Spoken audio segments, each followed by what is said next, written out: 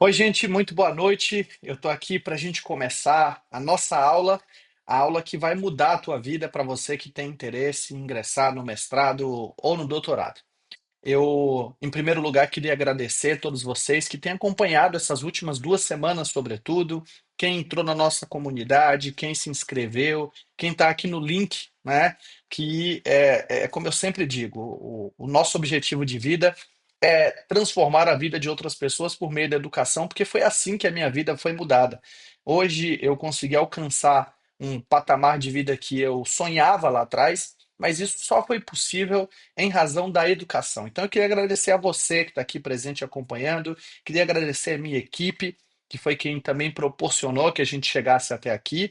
E antes de entregar aquilo que eu prometi para vocês, né? Afinal, foi uma promessa. Eu convidei vocês com a promessa de que hoje eu traria para vocês um ferramental, um conjunto de instrumentos que vão potencializar e que vão te fazer chegar lá, no seu destino, que é ingressar no mestrado e doutorado.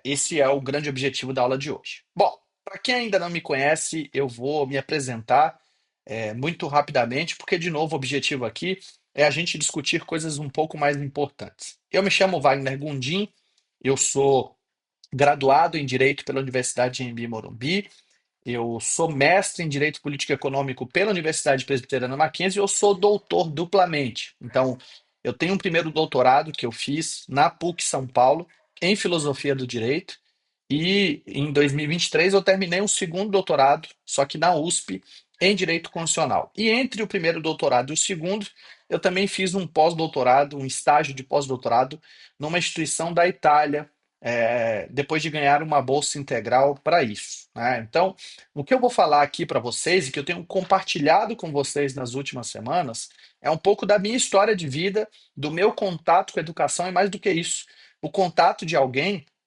que, em razão de ser mestre, de ser doutor, já participou de quase 100 bancas de mestrado e doutorado. Então, eu, inclusive, sou conhecido nas bancas como o professor rigoroso da ABNT ou dos métodos, né, os métodos objetivos que qualquer um que vai fazer o mestrado e doutorado precisa conhecer. Então, essa apresentação é importante porque, de novo, eu estou compartilhando com vocês aquilo que eu vivencio todos os dias da minha vida. Então, eu não estou contando para vocês algo que eu ouvi falar.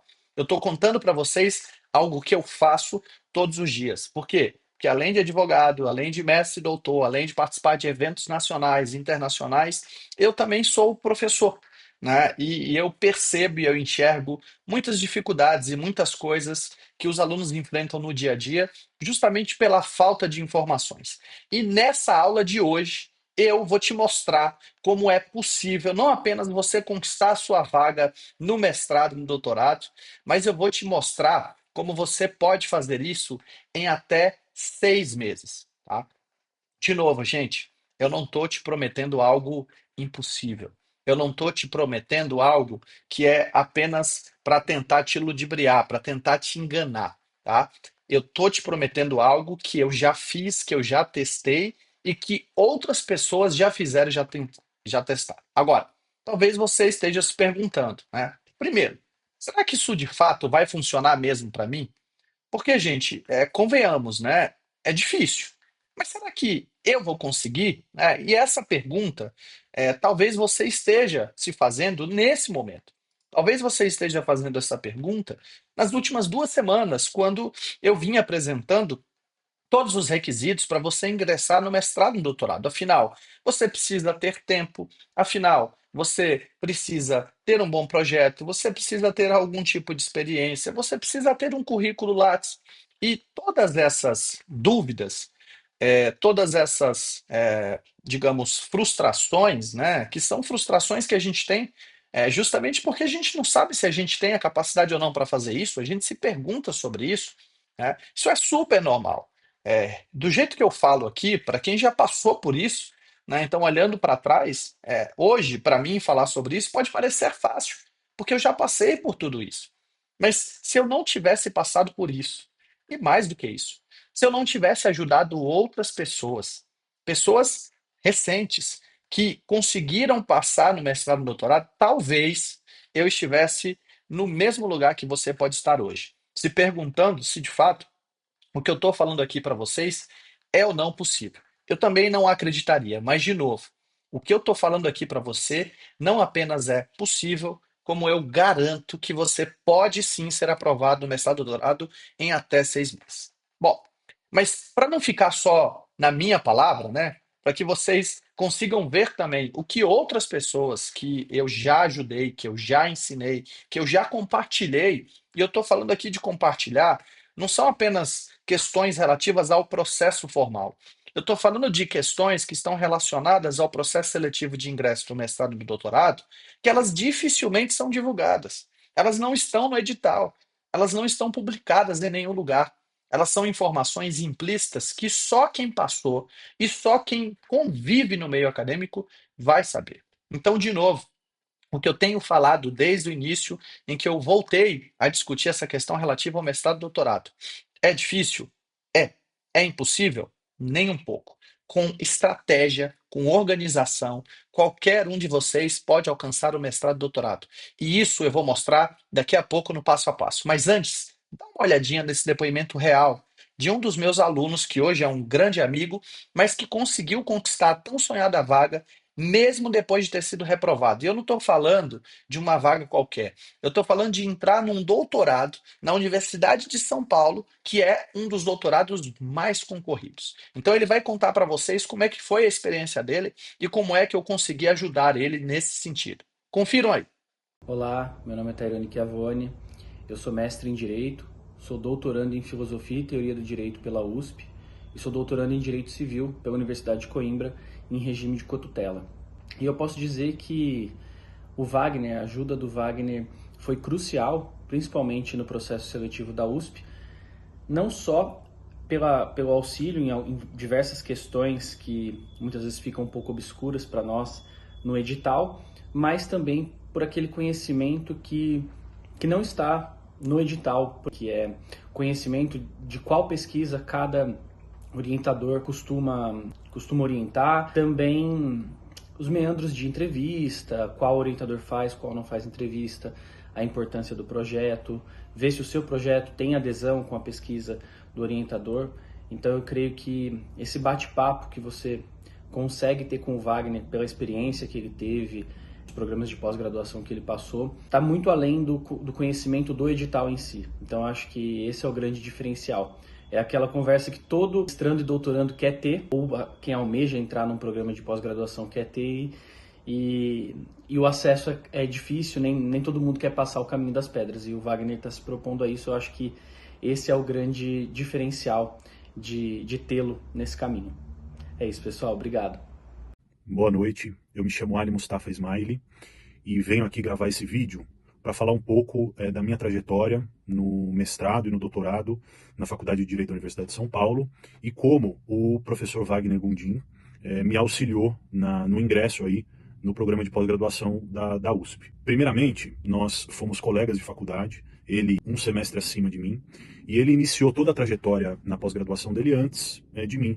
Então, ele desbravou várias universidades, Mackenzie, PUC, USP, de modo que ele amealhou todas as informações necessárias para que eu pudesse, a partir dali, ter os elementos para me registrar, me cadastrar nos processos com muito mais tranquilidade do que o que ele teve. Então, no mestrado, quando eu fui ingressar no mestrado, eu fiz a prova em 2019, ele já havia me passado todo o panorama do que eu precisava fazer. Então, prova de línguas, uma aproximação com os professores, a prova escrita, especificamente a bibliografia, dicas de como eu deveria fazer essa prova escrita, a elaboração do projeto. O professor Wagner Gondim me ajudou sobremaneira a deixar o projeto bem adstrito à linha de pesquisa do orientador, da orientadora, na verdade, que eu pretendia. Aquilo ali foi fundamental para o meu ingresso realmente no mestrado da USP. No doutorado, como eu fiz o mestrado na USP, o processo do doutorado foi um pouco mais simplificado, porque eu não precisei mais fazer prova escrita, mas o professor Wagner também me deu ali uma série de orientações quanto ao projeto, sobretudo, especificamente também sobre a necessidade da segunda língua, que eu tive que fazer para ingressar no doutorado, e, enfim, uma série de dicas práticas mesmo, de inscrição, o que a gente precisa se preocupar, o que a gente não precisa. Em suma, o professor Wagner fica aqui a minha recomendação E eu tenho certeza que, do mesmo jeito que ele me ajudou, né, de modo decisivo para que eu ingressasse no mestrado e no doutorado na Faculdade de Direito da Universidade de São Paulo, ele o fará também dos colegas que também tenham esse desejo de ingressar no mundo acadêmico. É isso. Um abraço a todos e aproveitem.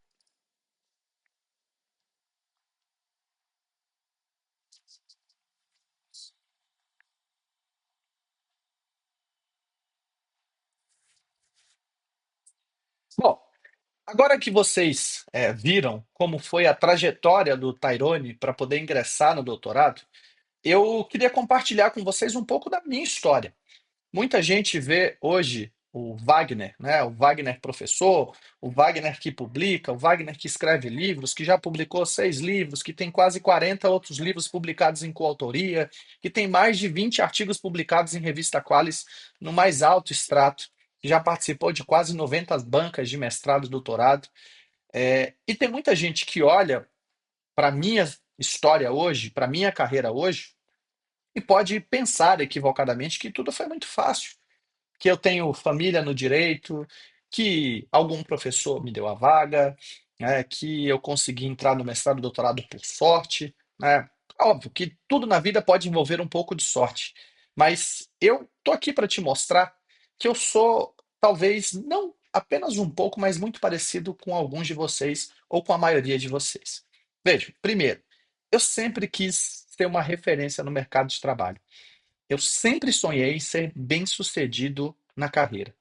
Mas a coisa que eu sempre me perguntava é como é que eu vou conseguir conquistar isso se eu não vim de uma família que tem muitos recursos financeiros, se eu não fiz uma faculdade pública, então eu não concluí a graduação numa universidade pública, e mesmo tendo uma graduação em Direito numa universidade aqui de São Paulo, que era uma boa universidade, que é a Universidade em Morumbi, no Direito, ela não é considerada como uma universidade tradicional.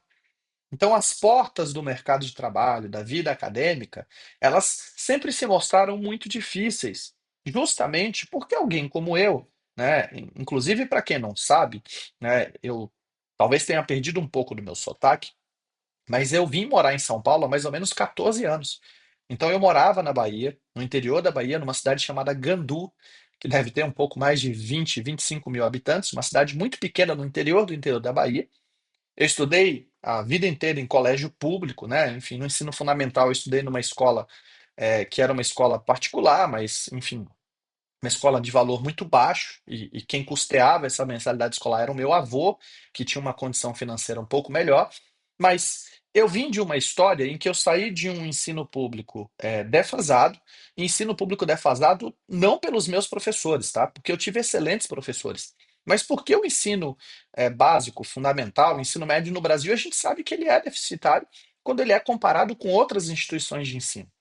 Eu só tive, digamos assim, um plus nos meus estudos para entrar na graduação, porque eu fui recebido como um aluno ouvinte na universidade ou na.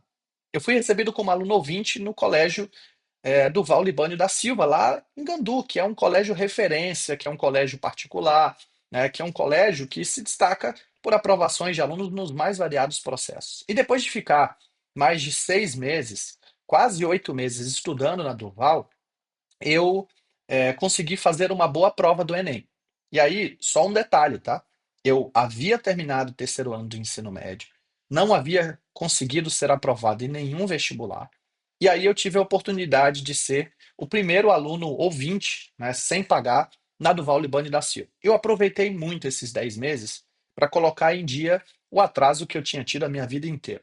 Eu costumo dizer que o que eu aprendi nesses 10 meses eu não teria aprendido e não aprendi em todo o ensino médio no ensino público. De novo, não pelos professores, mas pelo acesso, né, aos conteúdos que são, no âmbito de um ensino privado, muito mais avançados. Bom, então eu prestei o Enem e eu consegui tirar mais de 940 na primeira prova do Enem, no novo formato, e também tive uma excelente nota nas outras áreas. E aí eu fui prestar, a partir do Enem, as bolsas do ProUni. Por quê? Porque os meus pais não teriam condições de pagar uma faculdade privada para mim. E eu tentaria uma universidade pública na Bahia, mas isso também não foi possível. Então eu prestei o ProUni e eu consegui uma vaga aqui na Anhembi Morumbi, em São Paulo. Então eu saí do interior da Bahia, eu deixei minha família inteira lá, meus amigos, tudo que eu conhecia, e vim me arriscar aqui em São Paulo. Eu vim sozinho para cá, gente. Eu tive 3 dias depois que eu fui aprovado no ProUni para vir para São Paulo para me apresentar na Embi Morumbi e para apresentar, inclusive, os documentos como bolsista egresso do ensino público e com uma baixa renda. Então, eu tive 3 dias para vir para São Paulo, para entregar toda a documentação e para conseguir, né, confirmar a minha matrícula na Universidade de Embi Morumbi. Então, eu vim de lá para cá sozinho. Eu só tinha aqui como família o meu tio Arthur e a tia Mônica, que foram as pessoas que me acolheram, né, e que tornaram possível chegar hoje onde eu cheguei. Mas eu cheguei na Embi Morumbi. Então imaginem, alguém que tinha vindo da Bahia, então eu vim de outro estado, que não conhecia ninguém, para ingressar numa universidade particular, de pessoas com uma condição financeira muito melhor que a minha, por óbvio, né? Então eu tive uma trajetória na Embi Morumbi que também me colocava numa desvantagem gigantesca, em comparação com os outros alunos que haviam tido um ensino médio fundamental muito melhor do que o meu, né? E aí eu consegui concluir a Universidade AMB Morumbi, que se a gente parar para pensar, no estado de São Paulo, na cidade de São Paulo, é uma faculdade ok. Mas para você que quer tentar um mestrado, doutorado, para você que quer ser um grande destaque, para mim que queria ser um grande advogado desde sempre, eu sempre tive essa dúvida. Será que eu vou conseguir me colocar bem no mercado de trabalho tendo feito uma faculdade que é ok? Aqui em São Paulo, mas imagino que também em outros estados, se você termina a faculdade e você vai concorrer num processo seletivo como estagiário, como advogado, um dos requisitos que se costuma colocar é o seguinte: ter concluído uma faculdade tradicional, uma faculdade de excelência. E aí as faculdades de excelência tradicional são algumas, as mesmas de sempre. E a Embi Morumbi não estava lá. Então, quando eu decidi cursar a pós-graduação, a primeira coisa que me veio na cabeça foi: será que eu sou bom o suficiente para prestar o processo seletivo, para tentar entrar no mestrado e doutorado? Talvez seja isso que você esteja se perguntando agora. Talvez seja isso que você sente. Por quê? Porque você não fez a USP, porque você pode ter feito uma boa faculdade, mas você foi bolsista, né? Então essas dúvidas elas costumam nos atrasar no sonho, na realização de fazer um mestrado e doutorado. Bom, eu terminei a graduação e eu já sabia desde sempre, desde o ensino médio, desde o ensino fundamental, que eu queria ser professor. E como eu concluí o curso de Direito, eu queria retribuir, sobretudo porque eu fui bolsista do ProUni, a outras pessoas, o aprendizado que eu tive durante a faculdade. E aí, só que antes de fazer um mestrado e um doutorado, quando eu terminei a graduação, eu não sabia que para dar aula eu precisava ter um mestrado, por exigência do MEC. Nenhuma instituição de ensino, para quem quer dar aula, vai contratar alguém que seja só especialista. Bom, e aí, num primeiro momento, até porque eu havia sido contratado num escritório que eu trabalhava desde a época que eu era estagiário, eu falei, eu vou fazer uma pós-graduação lato sensu. E aí, quando eu estava prestes a entrar na pós-graduação lato sensu, um amigo me chamou e me perguntou o seguinte: por que que você não tenta o mestrado? Já que eu sei que você tem interesse em dar aula, já que eu sei que você tem interesse, né, em seguir na vida acadêmica, em pesquisar, e isso vai te dar muito mais qualificações no mercado de trabalho. Por quê? Porque você vai começar a se tornar uma autoridade. A pós-graduação Lato Sensu, como eu já expliquei aqui em outros momentos, em outro vídeo, ela é sim uma ferramenta muito importante para você que quer se destacar no mercado de trabalho. Mas o mestrado vai te abrir oportunidades muito maiores. Por quê? Porque além de te habilitar para dar aula, que é uma das coisas que o mestrado faz, você também vai ter outras oportunidades que a pós-graduação Lato Sensu não vai te dar. Na pós-graduação Lato Sensu, quando você termina, você publica um artigo, no máximo um TCC, uma monografia. Na dissertação de mestrado, que é o resultado do seu mestrado, ou na tese de doutorado, você está publicando um trabalho acadêmico de muito mais peso, com muito mais relevância, que vai te fazer ser conhecido no mercado profissional como alguém que entende daquela área, né? Então, quando eu descobri o que era o universo do mestrado, eu comecei a pesquisar. E comecei a pesquisar por quê? Porque, de novo, gente, alguém como eu, que veio de onde eu vi, que passou pelo que eu passei, não sabia como era o mestrado e doutorado. Então, na USP, por exemplo, Você que faz a graduação, você já é preparado para ingressar no mestrado e doutorado. A maior parte dos alunos, ou boa parte dos alunos da USP, da Universidade de São Paulo, eles já são treinados na vida acadêmica, para que depois da graduação eles prestem o mestrado e prestem o doutorado, ainda que eles tenham os mais variados objetivos. Mas o fato é, eu não sabia por onde começar. E aí eu comecei a pesquisar, né? Bom, primeira coisa que eu acabei percebendo. As informações para ingresso no mestrado e no doutorado, por mais que elas estejam públicas no meio do edital, elas são confusas, elas são soltas e elas são incompletas.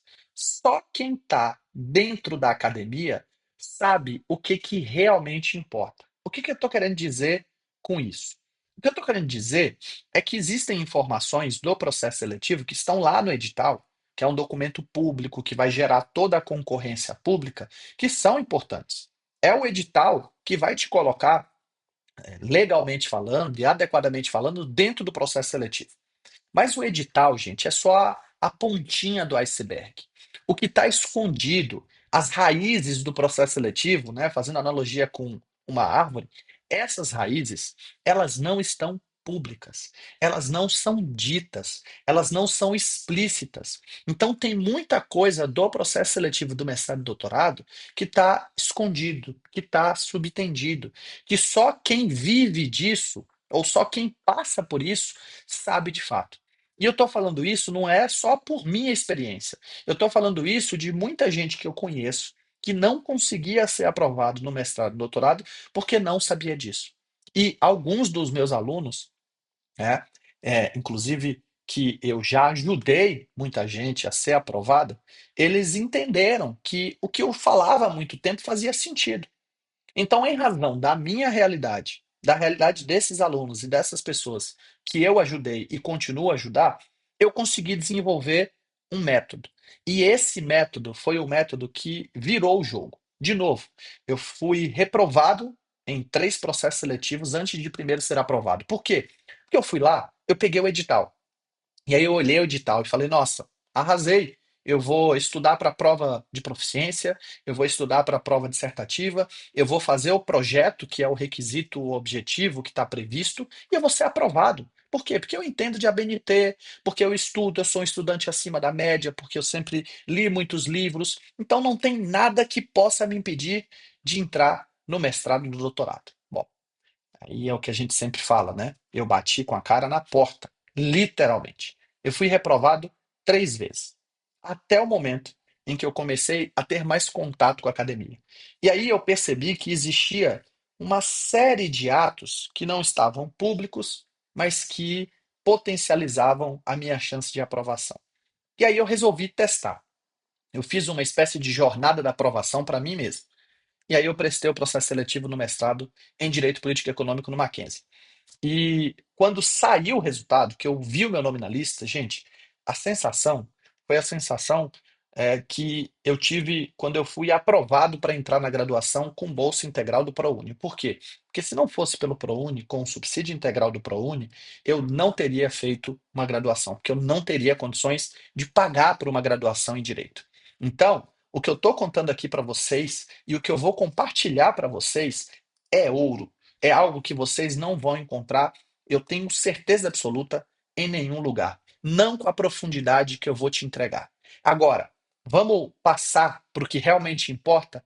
Coloca aí um papel, e eu não estou falando de uma folha só não, tá? Pode pegar umas 3 folhas, porque eu vou trazer para vocês hoje um conteúdo que vai mudar a tua percepção sobre o mestrado e doutorado e que vai, como eu disse, te levar numa jornada daqui, maio, até o final do ano, a aprovação, né, havendo o processo seletivo aberto. E eu estou falando de até 6 meses, não é 6 meses. Então, se você seguir tudo que eu estou falando aqui, você vai conseguir entrar no mestrado e doutorado. E, de novo, eu não estou falando que eu acho, eu estou falando que você vai. Ô, gente, deixa eu só tirar o microfone aqui do AirPods, porque eu já recebi a mensagem de que ele está descarregando, e aí a gente não tem nenhum erro de áudio, tá bom? Só um segundinho. Agora, vamos pro conteúdo? Papel e caneta na mão, que eu vou te mostrar qual é o jeito errado e qual é o jeito certo de você ser aprovado no mestrado e no doutorado. Então, de novo, antes de ser aprovado no mestrado e no doutorado, eu passei por algumas frustrações. Digamos que eu tenha prestado na minha vida inteira 8 processos seletivos de mestrado, de doutorado e pós-doutorado.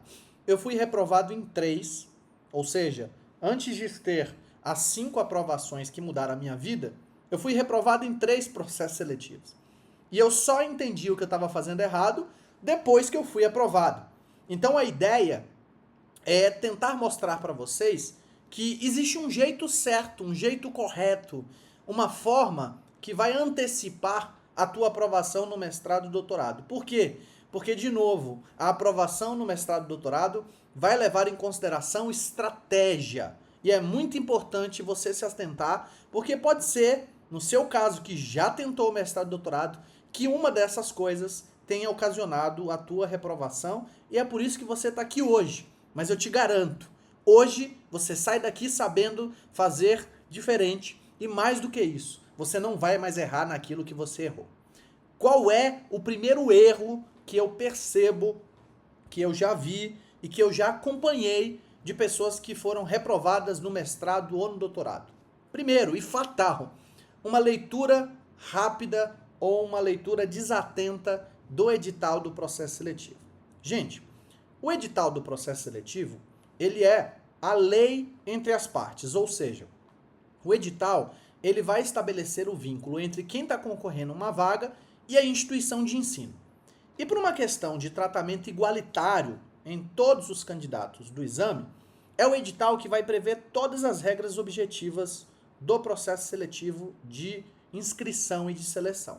O fato é, se você não souber cumprir todas as etapas do edital e você descumprir um prazo, entregar um documento errado, por uma questão de respeito aos outros candidatos que respeitaram o edital completamente, você vai ser eliminado sumariamente. E não adianta você tentar recorrer, entrar com ação na justiça, porque se você descumprir o edital, você está perdido no processo seletivo. E aí, qual que é o grande erro? Muita gente que lê o edital rapidamente e que não dá a atenção necessária ao instrumento do edital. Eu costumo dizer o seguinte, o edital é a porta de entrada e é a porta de saída do teu processo seletivo, que vai te levar à aprovação ou à reprovação do mestrado e doutorado. Eu sempre digo que existe um jeito certo de se ler o edital, que eu vou aprofundar mais à frente. Mas o jeito errado é você tratar como se o edital fosse uma coisa secundária. Como se o edital fosse algo em que você só precisa olhar para você saber as datas de inscrição e a data de entrega dos documentos e se resolve aí. Quando, na verdade, toda a tua preparação começa antes mesmo da publicação do edital. Por quê? Porque o edital ele é publicado, mas você já sabe, pela periodicidade do programa que você quer submeter, quando que vai ser publicado o novo edital. Então, por exemplo, tem muita gente que lê apenas o edital atual e não vê os editais passados do processo seletivo. Não vê como as provas anteriores foram aplicadas. Qual é a sequência lógica do processo seletivo a partir do edital. Então, muita gente acaba lendo o edital em cima da hora, acaba lendo o edital sem se ater às especificidades do edital. Então, o primeiro erro e fatal é fazer uma leitura do edital sem fazer uma coisa que eu vou mostrar mais à frente, que é o jeito certo, um mapeamento do edital. Então, para de pegar o edital, faltando poucos dias para a inscrição, ou para de ler o edital como se ele fosse um documento suplementar, secundário, porque o edital é a base do teu processo seletivo. Entender o edital é entender as regras do jogo antes de você entrar no jogo. É como se, fazendo uma analogia, você entrasse num jogo de futebol sem saber as regras do jogo de futebol. Então você vai deixar de fazer gols porque você está impedido e você não sabe o que é impedimento. Você vai deixar de fazer um gol porque você fez uma falta e você não sabe que se você faz uma falta você não pode fazer o gol em seguida. Então tudo isso é para te mostrar que se você desconhece as regras do jogo, você já está eliminado, ainda que você pense que você está avançando nas próximas fases.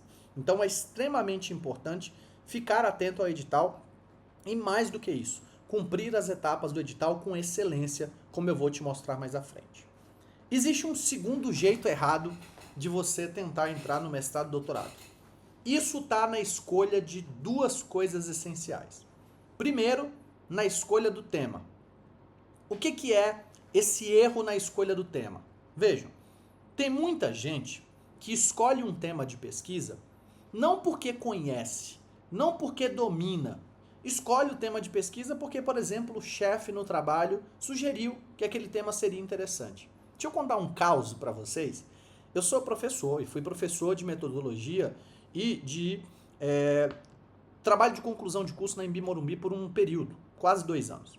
E durante esse período, eu orientava os alunos tanto na fase de metodologia, de elaboração do projeto do TCC, que é um semestre antes, e depois na elaboração do TCC no semestre subsequente. Então eu acompanhava desde o momento em que os alunos definiam o tema até o momento do depósito final, antes deles irem para as bancas de TCC. E muitos alunos que estavam perdidos, que não sabiam por onde pesquisar ou por onde começar, eles chegavam para mim, porque eu fazia um momento em que eles deveriam apresentar as ideias iniciais do projeto, e eles chegavam para mim e falavam o seguinte: ah, professor, eu escolhi esse tema porque eu trabalho com essa matéria e o meu chefe me sugeriu e me disse que esse seria um excelente tema de pesquisa. E aí, óbvio, a primeira pergunta que eu fazia para a pessoa era o seguinte: você gosta desse tema? Você se imagina tendo que dormir, acordar no intervalo, no almoço, tendo que ler sobre esse tema? Agora pensa que você vai precisar ficar escrevendo sobre esse tema por pelo menos 1 a 2 anos. É isso que você quer pro resto da sua vida?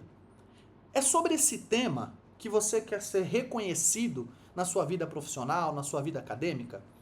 Esse tema está dentro da área do conhecimento que te move, que te impulsiona? Bom, na maioria dos casos, a resposta era não.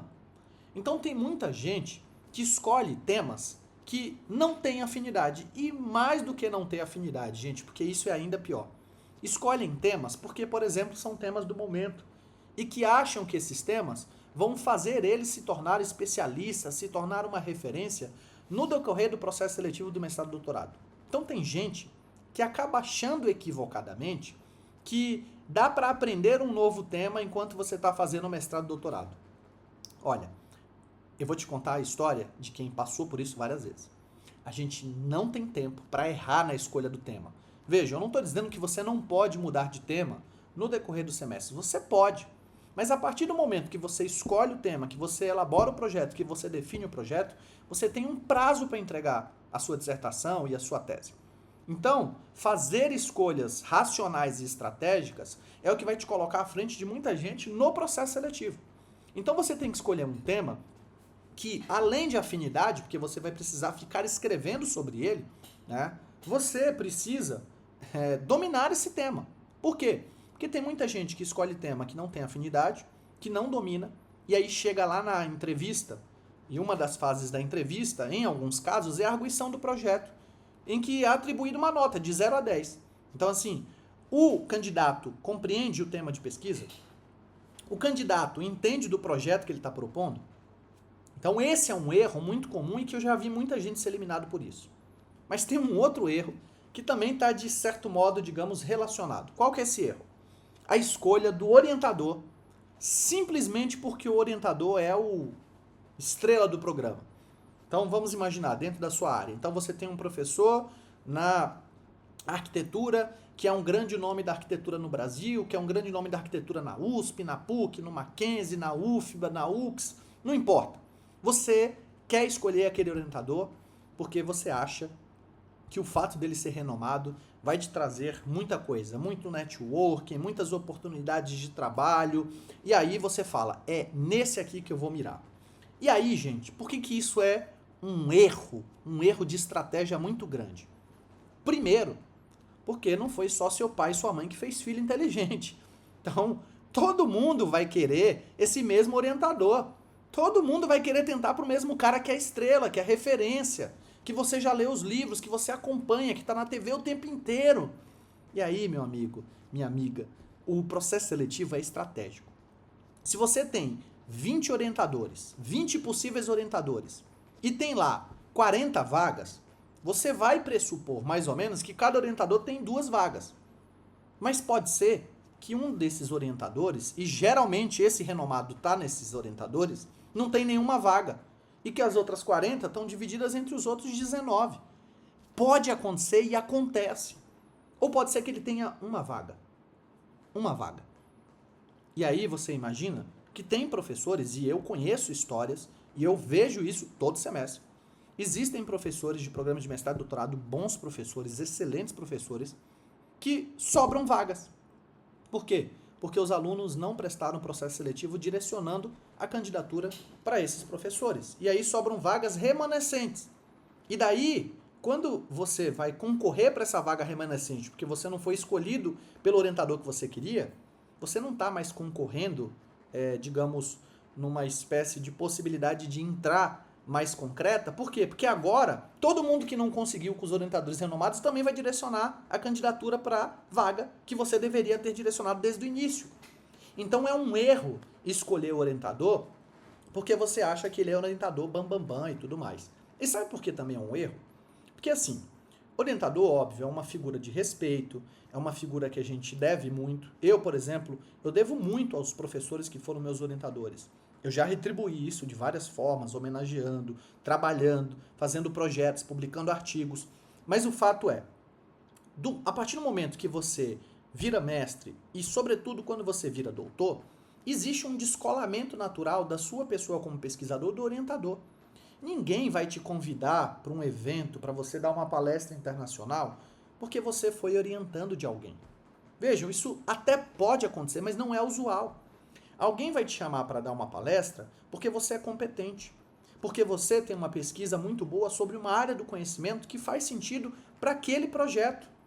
Então, em todos os convites que eu recebi até hoje, com exceção de alguns que a minha orientadora ou meu orientador me indicaram, todos os outros eu fui convidado porque eu era reconhecido e sou reconhecido como alguém que entende sobre aquele tema. Então, é completamente equivocado achar que você só vai ter sucesso na academia se você tiver um orientador renomado, se você tiver um orientador que todo mundo quer, que seria o último orientador da prateleira, se a gente pensar assim. Óbvio que se você tiver essa oportunidade, vai ser excepcional. Mas existem outros bons professores no programa de mestrado e doutorado que podem te orientar com excelência. E aí, mesmo o orientador renomado, também no final das contas pode ser um péssimo orientador. Então não tem sentido você só querer prestar o mestrado e doutorado para ser orientado por alguém, tá? E isso é um erro que eu vejo e que inclusive eu também cometi. Na primeira vez que eu tentei ingressar no mestrado na PUC, né, antes de tentar até no Mackenzie, eu coloquei lá que eu queria tentar o mestrado em processo civil com a Tereza Ruda Alvim, que era uma professora de processo civil lá da PUC, e que é enfim, ela fez a escola junto com o Arruda Alvim na PUC em processo. E aí é óbvio que eu não passei, gente. Quando eu fui ser ouvido sobre o projeto, sobre a prova, já tinham passado mais de 70 pessoas por mim, a vaga já estava toda completa, ela só tinha 2 vagas. Então eu não fui escolhido. Então, é um erro você direcionar a sua escolha em razão de um orientador renomado. Então, escolher a vaga, escolher a área, escolher o orientador também é uma questão de estratégia. Outra coisa que eu vejo muita gente errar, e não só errar, como às vezes desistir de prestar o processo seletivo do mestrado e do doutorado, que é a questão da proficiência em idioma estrangeiro. Tem muita gente que tem medo de participar do processo seletivo do mestrado e do doutorado, porque acha que o mestrado e do doutorado, na prova de proficiência, vai exigir que você seja fluente em alguma língua. Então veja, existe uma diferença entre fluência e proficiência. Fluência significa dizer que você sabe se comunicar, que você sabe interpretar, que você sabe ler, escrever, ou seja, todas as etapas que envolvem uma comunicação perfeita. Né? Perfeita no sentido de que você consegue se comunicar com outras pessoas, se fazer entendido e ser entendido. A proficiência não é a fluência. Eu diria que a proficiência é um caminho para a fluência. Ela é uma parte da fluência. Por quê? Porque na proficiência para o mestrado e para o doutorado, o que você precisa demonstrar é que você consegue ler e interpretar textos. Na maioria dos casos, você nem precisa escrever em outro idioma. Você só precisa interpretar ou traduzir algum texto. Ou responder questões objetivas, como é o caso da FUVEST, em que você vai responder sobre gramática, em que você vai responder sobre interpretação de texto e só. Então você não precisa ser fluente. O que você precisa saber é como estudar para aquela prova, para você ultrapassar aquela prova. Então tem muita gente que vai para a proficiência ou que nem presta o mestrado ou doutorado porque acha que vai ser reprovado na proficiência. Por quê? Porque não estudou inglês nas melhores escolas, porque não tem uma formação de inglês e de italiano nas melhores escolas, porque nunca estudou formalmente o idioma, porque estuda sozinho, estuda por conta. Gente, isso é um erro, tá? E por que eu tô falando isso? Porque eu, de novo, pela minha experiência, eu não tive uma oportunidade que muita gente tem, e que eu acho fenomenal quem tem, que é estudar inglês numa escola tradicional, desde a infância, desde a juventude, né, de você poder fazer intercâmbio fora do país para poder testar o seu idioma. Eu nunca tive nada disso. Eu sempre estudei por conta, né? Então, quando eu fui prestar a prova de proficiência em inglês pela primeira vez na USP, o que eu fiz? Eu peguei provas anteriores da FUVEST, provas anteriores, estudei por essas provas, fiz vários simulados, estudei o inglês no YouTube, em outros lugares, e fiz o primeiro teste. E, acreditem ou não, eu fui aprovado. Eram 20, precisava acertar 21 de 30 questões, eu acertei 22 e passei. Então, a primeira etapa, digamos assim, do processo seletivo, eu consegui cumprir com excelência, eu fui aprovado. Inclusive, eu usei essa proficiência da USP, quando eu fui reprovado no mestrado da USP, para entrar no mestrado do Mackenzie depois. A mesma coisa aconteceu comigo quando eu fui estudar o italiano. Então, vejam, eu estava terminando o mestrado e eu decidi que eu tentaria o doutorado na USP, na PUC, no Mackenzie, em todas as instituições de São Paulo. E aí eu nunca tinha tido contato com o italiano. E aí eu conversei com amigos, eles falaram, olha, eu tenho um professor, um amigo que é italiano, que mora aqui em São Paulo, e ele prepara alunos para a prova da FUVEST. Por quê? Porque ele só faz isso. Ele direciona o estudo do italiano para a prova da FUVEST. E aí eu conversei com esse professor, fiz um investimento no curso dele, estudei o italiano por 2 meses e, gente, eu prestei o processo seletivo da FUVEST em italiano, passei. Acertei 27 das 30. Prestei o processo seletivo do italiano na PUC, passei. Prestei o processo seletivo do italiano no Mackenzie, passei. 3 provas diferentes, com estratégia e com direcionamento. E eu fui aprovado nas 3. E eu nunca tinha tido contato com o italiano. Hoje, nos últimos anos, eu estudo italiano porque foi uma língua que eu me apaixonei. Não posso ou não me considero fluente, mas eu consigo me comunicar muito bem. Tanto é que eu fui convidado agora recentemente para dar uma palestra em junho em italiano, num evento que vai acontecer na Universidade de Milão, na Itália. Numa das universidades em Milão, na Itália. Então vejam como essa questão da língua ela é superestimada. E muita gente acaba desistindo antes mesmo de tentar. Então, não continue cometendo esse erro de achar que você só vai ser aprovado se você for fluente, tá?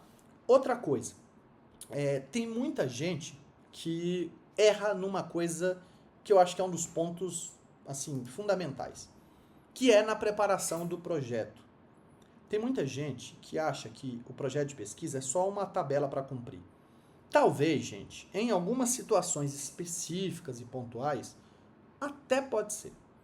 Pode ser que algumas pessoas já prestem o processo seletivo com uma predisposição para entrar. Por quê? Porque é filho de alguém, porque estudou naquela instituição, então as pessoas já conhecem, então existe uma facilidade maior. Então, pode ser que o projeto seja algo, naquele momento, banal para aquela pessoa. Mas eu tenho certeza que não vai ser para você que está aqui vendo esse curso, porque não foi para mim.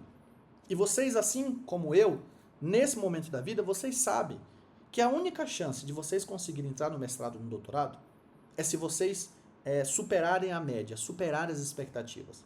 Então não cometam o erro de fazer um projeto de pesquisa às cegas, achando que é só escrever qualquer coisa.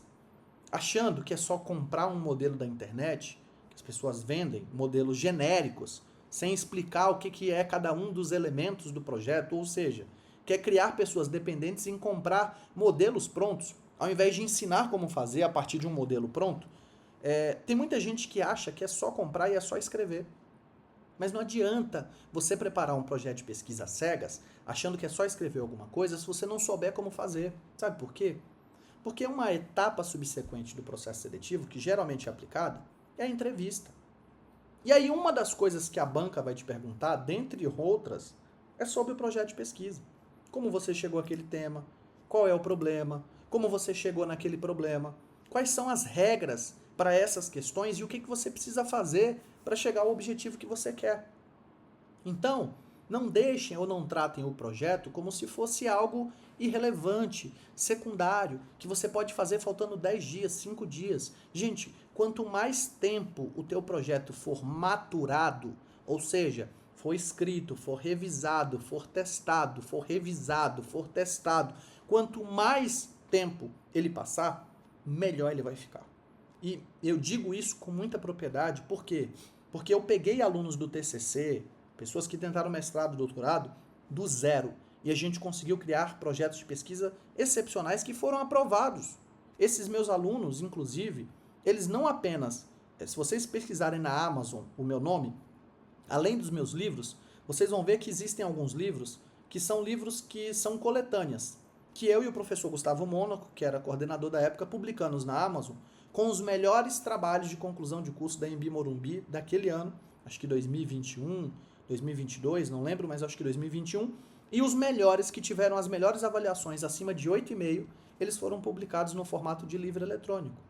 Então, alunos que eu peguei do zero, que eu ensinei do zero, que eu treinei do zero, conseguiram fazer projetos relevantes, óbvio, com os seus orientadores, mas toda a parte formal de construção do projeto, de construção da pesquisa, foi sob a minha orientação.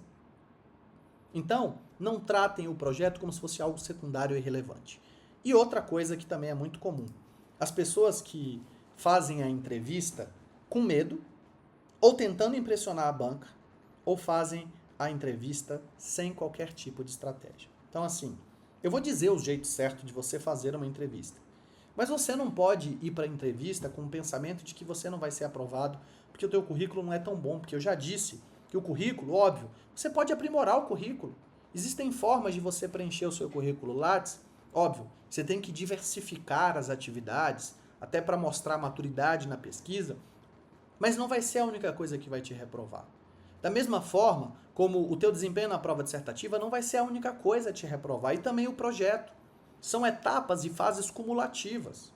Então, você tem que ter segurança na hora de falar sobre o seu projeto. Você tem que ter segurança na hora de falar em como você vai contribuir para o programa. Você também tem que saber o que dizer para você não parecer arrogante. Para não parecer que o programa é que depende de você, quando na verdade é você que quer entrar no programa. E o mais importante, você tem que ter estratégia. Você tem que saber quem é que vai participar da banca. Você tem que saber a forma em que essas pessoas agem durante a banca. Qual é o tipo de método que essa pessoa usa para te avaliar na banca. Se você não sabe nada disso, não consegue mapear nada disso, a chance de você ser reprovado é muito grande. Agora, você pode até se perguntar, né? Não, mas olha, eu fiz tudo certo e eu não consegui passar por alguma outra razão. Por que eu não consegui passar? Bom, se você não conseguiu passar, alguma coisa que eu apontei você não está fazendo corretamente. E eu digo para vocês que a maioria das pessoas faz exatamente assim. Vai gastar energia, vai gastar tempo e vai gastar dinheiro do jeito errado. Porque você paga geralmente para se inscrever, você pode pagar para comprar um modelo de projeto de pesquisa que, se vocês fizeram isso, já não vão fazer mais. Né? E no fim vocês ainda estão dizendo o seguinte, olha, o mestrado não é para mim. Eu não nasci para isso, isso é um sonho distante, eu nunca vou realizar. Mas vamos virar o jogo, vamos mudar. Agora vira a página, inclusive, né? Literalmente, porque eu acho que já deve ter dado uma página inteira que vocês estão anotando, para quem está anotando. Vamos entender agora qual que é o jeito certo de fazer? Qual que é o caminho correto para impulsionar, maximizar e colocar a tua chance de ser aprovado no mestrado lá no teto, acima das expectativas? Então, aprende comigo aí qual que é o jeito certo, tá? Primeira coisa do jeito certo. Então eu disse que o primeiro jeito errado de fazer as coisas é não mapear o edital. Qual que é a primeira forma correta? Primeiro, gente, façam um mapa mental do edital. Então vocês vão pegar uma folha de caderno, vão colocar lá, edital USP, edital Mackenzie, edital PUC, e o ano do edital que vocês estão analisando. Vejam, vocês podem fazer isso tanto com o edital em andamento, quanto se o edital tiver sido publicado, já encerrado. Por quê? Porque você vai tentar no próximo processo seletivo, seja daqui a 6 meses, seja daqui a 1 ano, a depender do local, porque você já sabe quando os editais são publicados. Então, os editais de ingresso para o Mackenzie, no segundo semestre, geralmente são publicados em abril, com as inscrições em maio, e aí você participa do processo seletivo entre maio e junho e julho. Entre maio e junho, o resultado sai, você começa em agosto. E aí, o processo seletivo do segundo semestre, isso para todos os cursos, ele é publicado lá para novembro, outubro, novembro, daí você faz o processo seletivo para começar em fevereiro. Na PUC, os prazos são mais ou menos parecidos, só que na PUC, geralmente publica em março, com as inscrições e a realização do seletivo em abril, e assim por diante. Na USP, é uma vez por ano. No direito, geralmente se publica o edital em abril. Na ciência política, se publica em setembro, agosto, setembro, sempre para ingresso no ano subsequente. Então, precisa tomar cuidado com isso, porque tem processos seletivos que são anuais. Mas o fato é, pegou o processo seletivo, destrincha ele em tópicos. Primeiro tópico, os prazos. Então anota lá, prazo de inscrição, de tal data até tal data. Prazo de provas. Então no dia tal vai ter uma prova, no dia tal vai ter outra prova, no dia tal tem que entregar o projeto. 3. Documentos. Quais são os documentos que eu preciso já separar para entregar, para que eu possa maximizar a minha chance de aprovação? Depois, porque geralmente é isso que acontece, você tem que apresentar o histórico, o diploma, o teu currículo Lattes, que é um currículo diferente, tá? Então o currículo Lattes, que é um dos requisitos obrigatórios, ele não é um currículo comum. Ele tem algumas diferenças e existem formas de você, inclusive, balancear as atividades que você vai colocar, e por isso que é tão importante saber como é que isso funciona na prática. Mas por que é importante você mapear essas etapas? Porque isso vai exigir preparação. Se você não se preparar e não se organizar, você pode cair na primeira fase, na fase de seleção de documentos, na fase das provas, porque você deixou de perder uma prova e você não vai ter uma segunda oportunidade com relação àquele processo seletivo. Vou dar um exemplo para vocês, que quase aconteceu comigo. Quando eu prestei o processo seletivo do doutorado na PUC, faltava ainda um mês para eu terminar o meu mestrado. Então faltava um mês para eu terminar o mestrado. E aí o que eu tive que fazer? Eu tive que apresentar os documentos emitidos pela instituição que apontavam que eu já havia concluído todos os créditos e que eu já estava prestes a depositar o trabalho final. Então eu precisava de uma declaração específica contendo tudo isso. Sabe quando que eu recebi essa declaração? Eu pedi com um mês de antecedência. Eu recebi no dia do prazo fatal para subir esses documentos no sistema na PUC. Eu consegui em cima da hora. E olha que eu já havia desenvolvido o método, eu já tinha preparado, já tinha mapeado o edital e já tinha feito tudo isso. E ainda assim, eu quase fui reprovado. Se você não fizer isso, se você não organizar as coisas do jeito certo, se você não souber como preencher as lacunas, fazendo essa organização, esse mapeamento, esse desenho do edital, a chance de você ser reprovado é muito grande. Por isso que o jeito certo é você fazer exatamente o contrário. Se organiza, se prepara, preenche o que você precisa preencher dentro desse quadro com a maior antecedência possível. Até porque, se você se antecipa ao processo seletivo e você percebe que o teu currículo, por exemplo, não está tão bom, você consegue se antecipar a esses problemas. Você consegue resolver esses problemas que estão pendentes. Uma outra coisa também é a questão relativa ao idioma estrangeiro. De novo, você não precisa ser fluente. Algumas instituições só vão exigir tradução com dicionário. Então, você tem a capacidade de se preparar para isso. Existe técnica. Daí, a forma como você vai se preparar para isso vai depender de você. Bom, outro ponto importante. A prova da área. O que isso significa? Então, lá no mapeamento que você vai fazer, você vai colocar prazos, documentação, projeto, enfim, e outros pontos relevantes do processo seletivo. Um dos pontos relevantes que está dentro dos prazos é a data de realização da prova da área. Geralmente uma prova dissertativa. E aí, o que o edital vai prever? O edital vai te prever uma bibliografia indicada que vai cair na prova e que você precisa, não é só citar, você precisa dialogar com a sua resposta no processo seletivo. Tem muita gente que não se programa. Que não lê os textos, que pega resumo da internet e que vai tentar a prova na sorte. Gente, isso não dá certo. O ideal, por isso que eu falo da preparação prévia, é que você mapeie o edital para saber quando vai ser a prova dissertativa. E aí você consiga linkar todos os textos que são obrigatórios. O ideal é que você faça uma espécie de fichamento de cada texto. Deixa eu mostrar para vocês na prática como que eu faço os fichamentos quando eu estou lendo um livro, tá? Eu vou mostrar para vocês aqui nas notas, porque fica mais fácil para vocês olharem. Mas isso é o que eu faço para qualquer livro. Eu sempre faço anotações do livro para poder identificar qual é a melhor forma de fazer uma leitura de um texto. Então, por exemplo, eu estou lendo um livro que eu vou usar e que eu usei para um podcast, que eu usei para uma outra pesquisa. E aí, olha como eu faço. Ó. Eu não sei se vocês, acho que vocês conseguem ver aqui pela minha tela.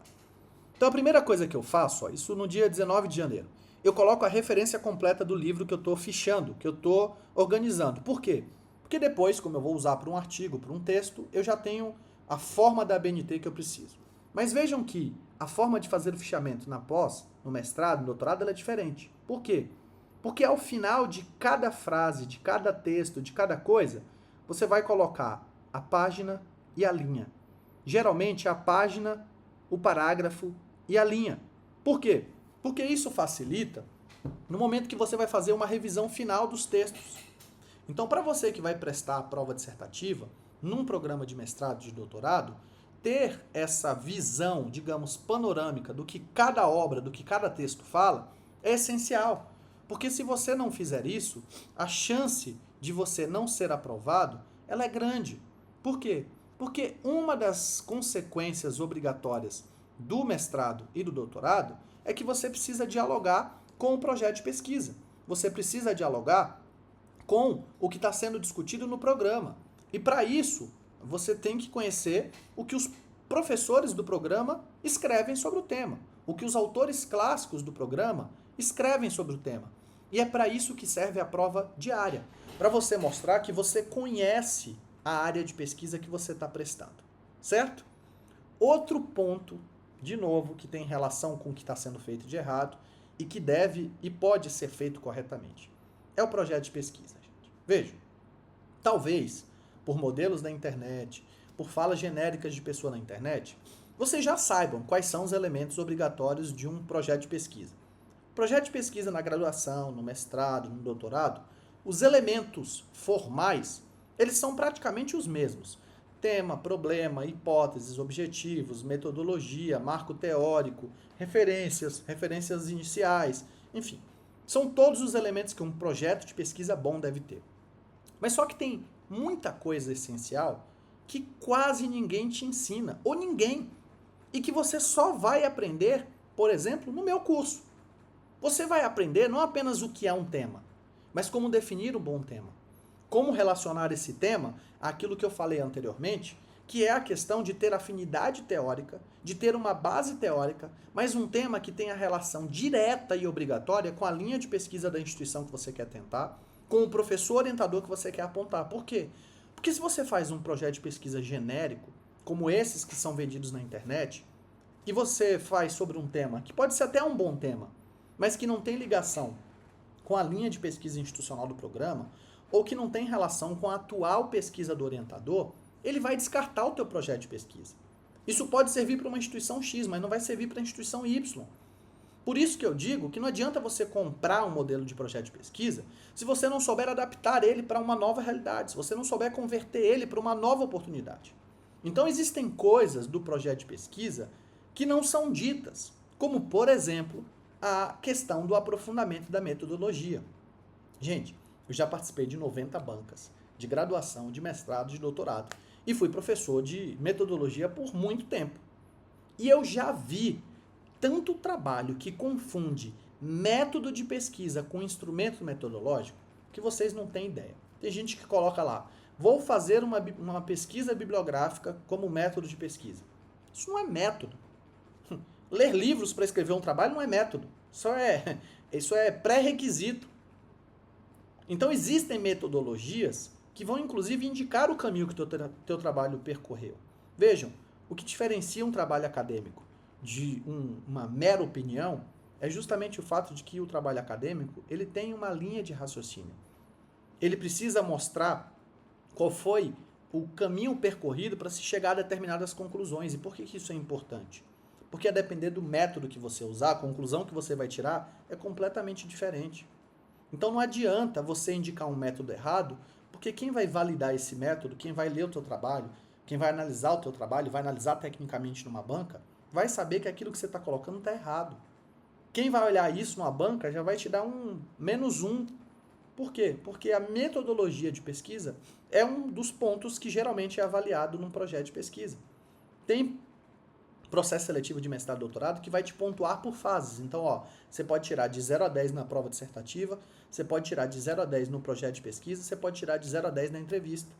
E aí, se você faz um projeto de pesquisa que não dialoga com o tema, que não tem uma boa hipótese de pesquisa, que não tem uma metodologia adequada, a nota do teu projeto vai lá embaixo e a chance de você entrar no mestrado também cai. Então, quanto melhor e mais fundamentado o teu projeto de pesquisa, quando você entende o que de fato significa cada uma dessas coisas, você está eliminando um risco desnecessário da tua aprovação. E aí, a última coisa, que é também uma coisa importante, e que eu falei que você não pode fazer e que você tem que saber como fazer o jeito correto, está na fase de entrevista. Vejam, a entrevista é a chance que você tem de mostrar que você domina. Domina o quê? O teu tema de pesquisa. A banca, gente, vai querer alguém que seja alinhado com a linha de pesquisa da instituição, mas, sobretudo, alguém que não seja um improvisador. Alguém que não esteja lá só para dizer assim, estou no mestrado, doutorado. A banca, a instituição, eles vão buscar pessoas que sejam dedicadas e que possam dedicar pelo menos uma parte do seu tema ao programa da instituição. Eu sempre falo disso porque eu participei disso. Tá? Então, existem programas de pós-graduação, geralmente a maioria deles, que tem o que nós chamamos de equipes de apoio. Cada lugar vai chamar de um nome diferente, mas que nada mais são do que grupos formados por estudantes do mestrado e do doutorado. E aí esses estudantes eles vão ser responsáveis diretamente por atividades dentro do programa. Então, por exemplo, existe uma equipe de apoio de eventos. Todos os eventos, pedido por todos os professores no mestrado e doutorado, passam por essa equipe de eventos que vai cuidar de toda a burocracia para que um evento seja realizado. Existe uma equipe de acolhimento dos novos discentes, que vai fazer reuniões, vai apresentar os alunos. Existe uma equipe que cuida dos grupos de pesquisa na linha de mestrado e doutorado. Existe uma equipe que vai cuidar do Lattes. Quando você chega na banca, a banca quer saber qual é a tua disponibilidade para participar dessas equipes, para aumentar a nota do programa. Por quê? Porque quem carrega um bom programa de mestrado e doutorado são os professores, mas também são os alunos. Então a banca quer olhar o teu currículo, e ela vai olhar, mas não é só o teu currículo. A banca vai olhar a tua prova, ela vai olhar, mas não é só a tua prova. A banca vai olhar o teu projeto, porque é um objetivo técnico a ser avaliado. Mas a banca quer olhar também qual vai ser a tua entrega para o programa de mestrado e doutorado. E pouca gente explora esse ponto.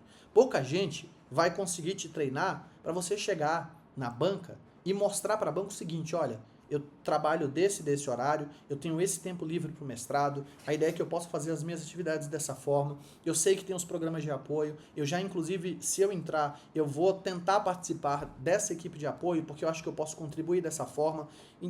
Existem formas de você na entrevista se destacar para você mostrar que você vai ser um ativo valioso para a instituição de ensino. Então, de novo, existe o jeito errado de prestar o processo seletivo e existe o jeito certo, que é o que eu acabei de te passar aqui.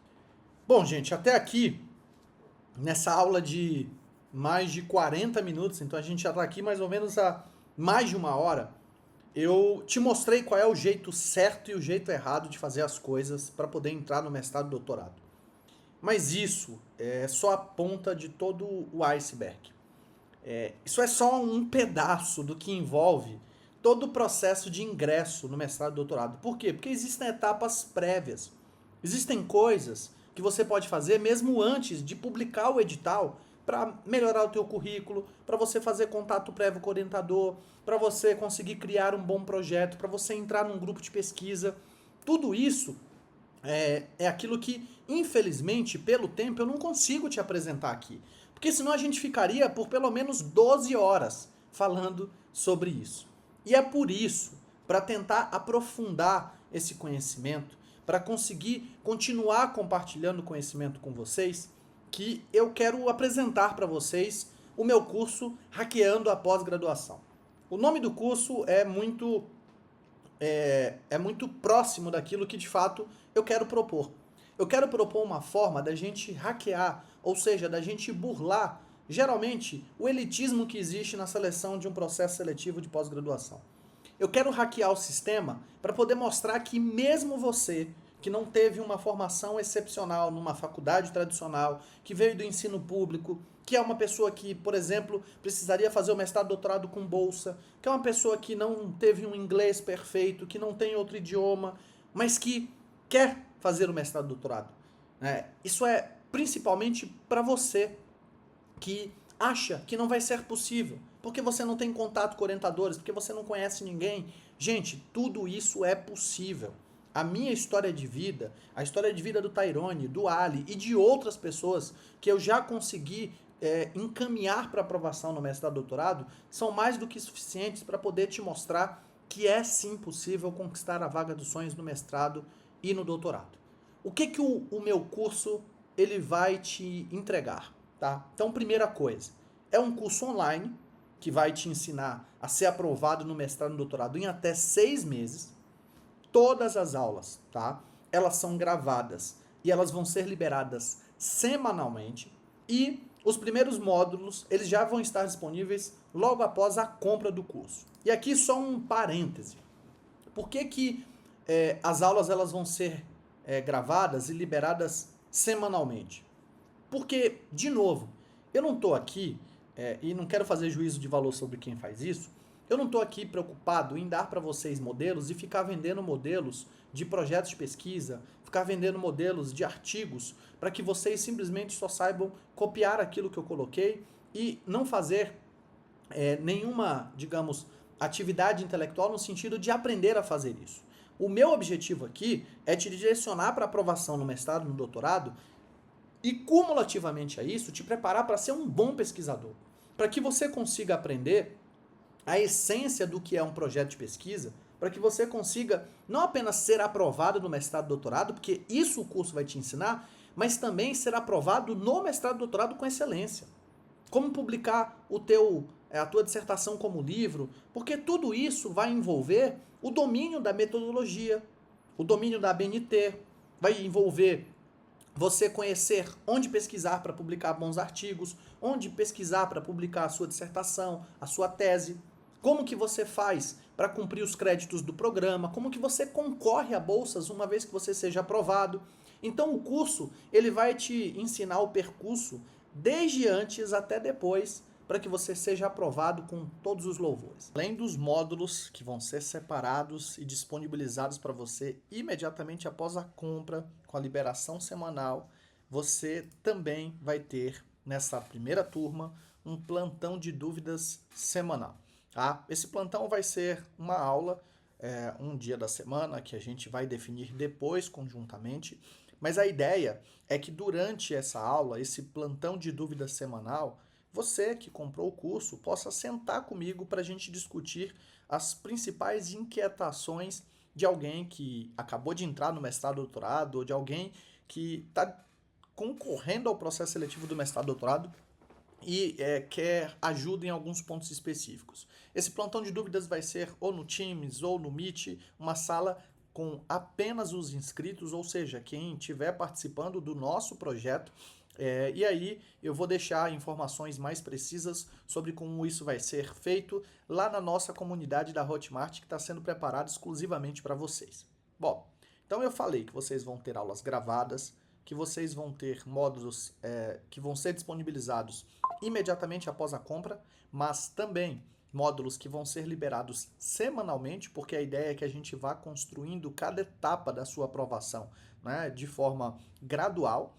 E, além de tudo isso, a gente preparou para vocês uma oferta especial com alguns bônus. De novo, esses bônus eu só estou conseguindo manter e oferecer aqui para a primeira turma. Então, a primeira coisa, os 5 primeiros a comprar o curso, além de tudo isso que eu falei, ainda vai ter 3 sessões individuais, ou seja, 3 encontros de mais ou menos 1 hora e meia comigo, no 1 para 1. Para quê? Para a gente discutir sobre o projeto, para a gente aprofundar questões relativas ao processo seletivo específico que você queira tentar. Então, as 5 primeiras pessoas que garantirem a sua vaga vão ter 3 encontros nesse 1 para 1 comigo. Além disso, todos os inscritos, pouco importa se você está entre os 5 primeiros ou não, todos os inscritos no curso vão ter 2 aulões de inglês com um professor especialista em prova de proficiência. Então eu estou dizendo que você que tem dúvida se o teu inglês está bom o suficiente ou não, você que nunca viu como é uma prova de proficiência, vocês vão ter acesso a um professor parceiro que é muito competente, que estuda sobre isso há muito tempo e vocês vão entender, né, como é que vocês podem chegar lá para garantir a aprovação no processo seletivo no que diz respeito à proficiência. Além disso, isso também vale para todos os inscritos, tá?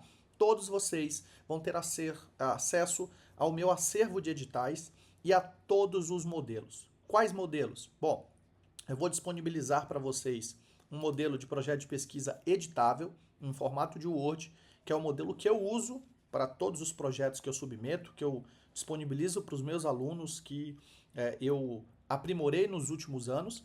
E além disso, eu também vou disponibilizar para vocês, além de outros materiais que vão estar numa área específica lá do módulo da Hotmart, vocês também vão ter acesso aos meus projetos de pesquisa quando foram submetidos em PDF para cada instituição de ensino em que eu fui aprovado. Então, vocês vão conseguir ver materializado nesses documentos aquilo que eu vou mostrar para vocês, como é que vocês vão chegar lá, né, na vez de vocês, para a gente conseguir comemorar a aprovação. Agora, vamos para uma coisa que importa, né? Que é a questão relativa ao preço. Vamos fazer uma conta rápida de quanto seria o valor do curso, considerando tudo que eu estou entregando para você? Então, primeira coisa, mentoria individual. Se você fosse contratar hoje uma mentoria individual com 3, 4, no máximo 5 aulas, para te explicar o passo a passo, para te entregar, às vezes, o que eu já te entreguei de graça nessas últimas 2 semanas, as pessoas vão te cobrar mais ou menos um valor de R$3.000. Se você fosse pagar um curso de inglês para proficiência, por exemplo, essas 2 aulas que vocês vão ter de graça aqui para quem comprar o curso, vocês desembolsariam no mínimo R$500. E se vocês forem fazer o curso completo, incluindo as 2 aulas, vocês podem pagar o dobro do valor. Se vocês tivessem que fazer também uma consultoria acadêmica, ou seja, tivesse que pagar para alguém te ajudar a discutir sobre um artigo que você quer publicar, para sanar suas dúvidas sobre o processo seletivo, como a gente vai fazer, para alguém para te disponibilizar algum tipo de modelo, esse tipo de consultoria, por baixo, te custaria uns R$2.000. Ou seja, total estimado de R$6.100, mais ou menos, R$6.200. Agora, você não vai pagar isso para ter acesso a tudo isso que eu estou te colocando aqui, tá? Eu estou trazendo para vocês, e é uma oferta que só vai valer para a primeira turma, tá? Isso é muito importante. Gente, qual que é essa oferta especial? Então, primeiro, por uma questão de lealdade, né? Digo lealdade no sentido de corresponder às pessoas que primeiro vão confiar no nosso método, naquilo que a gente está apresentando. Se você tiver entre os 5 primeiros a comprar o curso no momento que a gente liberar as inscrições, você vai ter um desconto de R$1.000 do valor do curso. Ou seja, você vai pagar 10 parcelas de R$ 99,70, porque você pode parcelar em até 10 vezes, ou você vai pagar R$ 997 à vista. Ou seja, eu estou dizendo que você vai ter acesso a tudo que eu prometi, inclusive os 3 encontros de mentoria 1 para 1 comigo, e você só vai pagar R$ 997, menos de R$100 por mês, por 10 meses, tá? Agora, se você não tiver entre os 5 primeiros, mas você fizer a compra do produto ainda hoje, até às 11h59, eu vou te garantir um bom desconto. Você só vai pagar 10 parcelas de R$ 149,70, ou seja, R$ 1.497. Isso vai trazer para você um desconto de R$ 500. Ou seja, você também vai conseguir pagar menos do que você teria que pagar. E para as pessoas que não conseguirem comprar hoje, mas conseguirem comprar até o fechamento das vendas, aí vai ser o preço oficial, que é de 10 vezes de R$ 197 ou R$ 1.997 à vista. Bom, então, mesmo que o curso por si só já seja prova mais do que suficiente pelos depoimentos, pela minha vida, pela minha história, de que se você comprar o curso, se você seguir o método cada passo, se você seguir todas as etapas, você vai ser aprovado. Eu vou te trazer uma garantia, que é uma garantia condicional. O que eu quero dizer com isso? Bom, gente, eu confio tanto no método que eu desenvolvi, eu confio tanto nessas etapas organizadas, ordenadas, que eu vou fazer uma proposta para todos vocês que estão aqui. Se você que comprou o curso, então seja entre os 5 primeiros, entre os 10 primeiros, entre os 20 primeiros, não importa.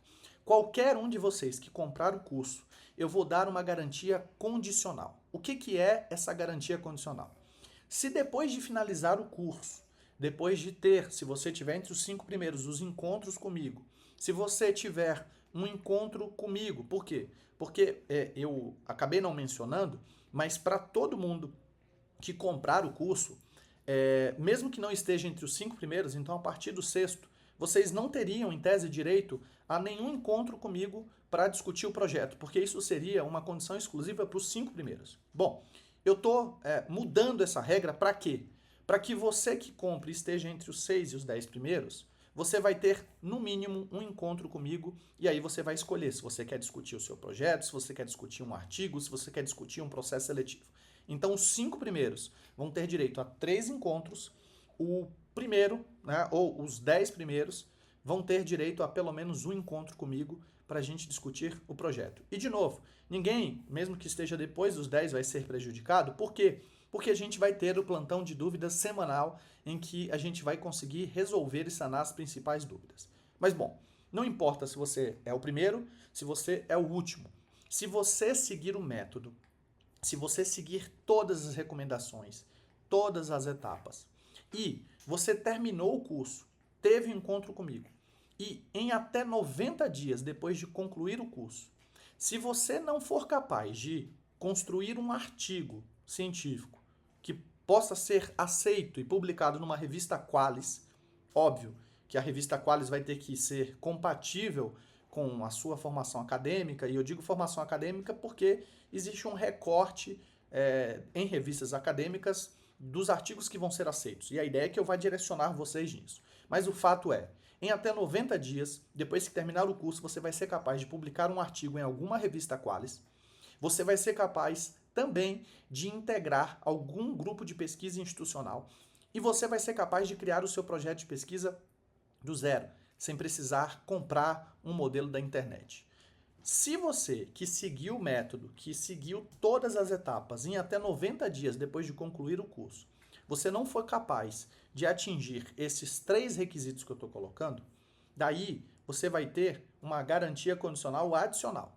Bom, você mostrando que você fez tudo que a gente discutiu aqui, eu vou sentar com você, a gente vai fazer uma reunião para confirmar que você seguiu todo o passo a passo. Ou seja, que você seguiu tudo que está no método, que você fez tudo certinho. E aí, se você cumprir esses requisitos, eu vou sentar com você e a gente vai definir um plano de ação para os próximos 90 dias, para que você tenha tempo de aplicar tudo o que foi dito na reunião. Agora, se mesmo depois disso, se mesmo juntos a gente não conseguir chegar no seu objetivo, daí eu vou não apenas devolver integralmente o teu dinheiro, como eu vou tirar R$500 do meu bolso para te reembolsar pelo tempo que, em tese, você dedicou. Ou seja, eu estou falando especificamente que o curso ele não apenas dá certo, como eu estou garantindo que se você não conseguir, eu vou tirar dinheiro do meu bolso para te reembolsar por isso. Então, isso é uma prova mais do que suficiente de que o curso funciona e eu não vou me arriscar, né, se eu não tiver certeza absoluta de que seguindo o passo a passo você pode ser aprovado no mestrado, no doutorado. Bom, agora a partir de tudo que a gente discutiu aqui, você tem 3 caminhos. Você tem 3 decisões possíveis a tomar. A primeira, você pode continuar acreditando que o mestrado e doutorado não é para você, mesmo eu tendo te mostrado que o que na verdade pode ter acontecido é que você estava fazendo tudo do jeito errado. E tudo bem, é uma decisão sua, não tem problema. A segunda opção, você pode tentar sozinho e aí você pode arriscar ser reprovado novamente, como provavelmente já aconteceu, e é por isso que você está aqui hoje, né? Também não tem problema, aí é uma decisão sua, né? Mas eu estou aqui para tentar te levar para o terceiro caminho, que é o caminho mais confiável, o caminho mais confortável. Por quê? Porque você não precisa passar por isso sozinho. E o terceiro caminho é você vir comigo e fazer parte de quem vence esse desafio com clareza e método. E clareza, método e estratégia. Se você está dentre as pessoas que querem vencer, que querem conquistar a tão sonhada vaga no mestrado e doutorado, eu vou te convidar a clicar agora no botão abaixo e entrar comigo nessa jornada rumo à aprovação. Vamos lá, eu espero todos vocês e, mais uma vez, eu agradeço imensamente a participação de vocês, independentemente do resultado final. Eu só queria agradecer porque vocês foram muito importantes nessa nossa jornada rumo à aprovação no mestrado e doutorado. Então, obrigado. Tchau, tchau.